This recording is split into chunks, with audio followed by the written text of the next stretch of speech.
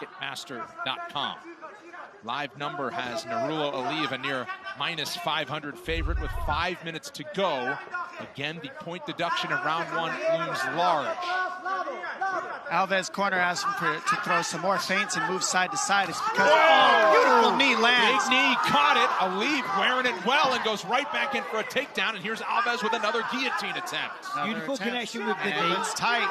It's tight. That getting rocked is what set this up, as we talked about. That is tight. You see the panic. This is reminiscent. Great defense. Volkanovski, he pushed Brian Ortega. He pushed the feet. He pushed the hips down like a pair of pants. You saw Volkanovski use that against Ortega, and that defended the choke. He's out of the choke now. Now he's got to get out of the bad position. Yeah, but he's in full mount. Yep.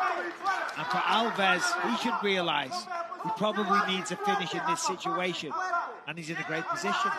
Those corners gave him great advice and said, you have to win this round with everything you have because we're probably 1-1. So he knows that. If he wins the round, we're looking at a draw. If he postures up to drop some elbows, he could get a stoppage. However, by doing so, that would allow somebody like Aliev the leverage to get back to the feet. Pardon the play on words there.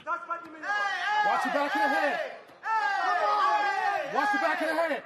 I mean, this is how you win if you're Alves right here. You control the round and you can get ahead. I mean, you might be able to get away from a draw if you really dominate this third round. It's really interesting the way he's keeping that left arm of Aliev kind of isolated. Trying for the head and arm choke again. And mount is not an easy position to keep. It shows how strong Alves is with his top game. Yeah, it was that. Oh, look at that. That's what I mean right there. Perfect. It's hard to keep mount, and that's why you get reversed. And a lot of times there's a lot more space, and that's what we saw there. Great defense by Aliev there. The reality is we need a sense of urgency from both men now.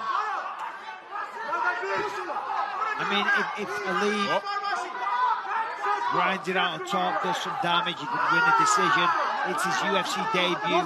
He's got a massive following back home. He wants to win in style, like he did on the Contender Series.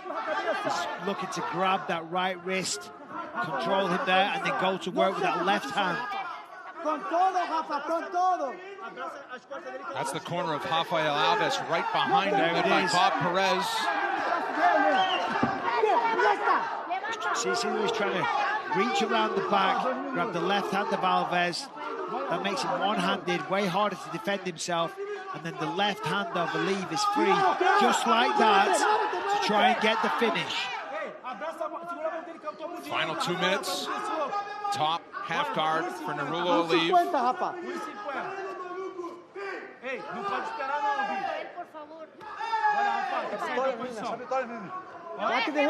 Alves has had his moments in this third round, but Aliev now right back where he had most of the first two. Corner of Alves wants more urgency in the final 90 seconds.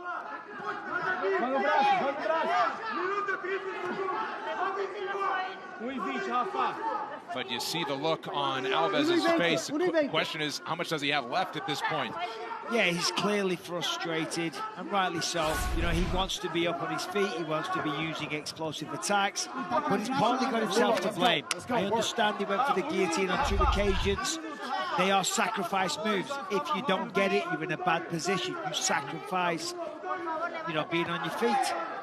And the other half of that, as Bisping's saying, is not only do you sacrifice the position, but you use so much energy going for the guillotine that sometimes you don't have the energy needed to get away after you attempt the guillotine. You're just too tired, and that's kind of what it looks like here when it comes to Alves' technique. Like, it's not that he doesn't know what to do, he's just a little bit tired, and then Aliev is obviously extremely good on top, like a blanket. And Aliev looks like he's trying to isolate the right arm there and kind of fish for submissions from the bottom instead of trying to explode up to his feet. Look how he's holding that bottom leg of Alves. How he hooks it, that's what's keeping Alves pinned to the floor and allowing Aliev to punch him like this. I will say this is great defense, though, by Alves. See him trying to block, and he's trying to land little elbows at the same time. But he's essentially given up trying to get back to his feet. He's more interested in posturing and giving the thumbs up. This fight's over. Well, how about Nurullo Aliev, though, emptying the tank in the final 30 seconds. And the first fighter to rep Tajikistan in the octagon figures to get a W.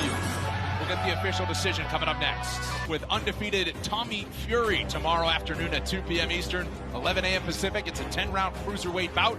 There's a lot of bad blood between these two. Go to ESPNplus.com/PPV to order and watch it live. Here's Bruce Buffer with the official decision. Ladies and gentlemen, after 3 rounds, we go to the judges' scorecards for decision. The judges score the contest 29-27, 29-27, and 28-28 for the winner by majority decision, Nurullo Tajik Eagle Aliev.